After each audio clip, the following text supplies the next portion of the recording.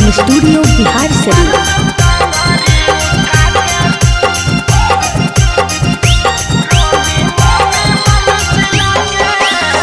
रही तू खुश छौड़े छौड़ा के पगला के, रही तू खुश छौड़े छौड़ा के पगला के, मरता टांगरी उठा के रोमी मम्मी मम्मी चिल्ला के, मरता टांगरी उठा के रोमी मम्मी मम्मी चिल्ला के।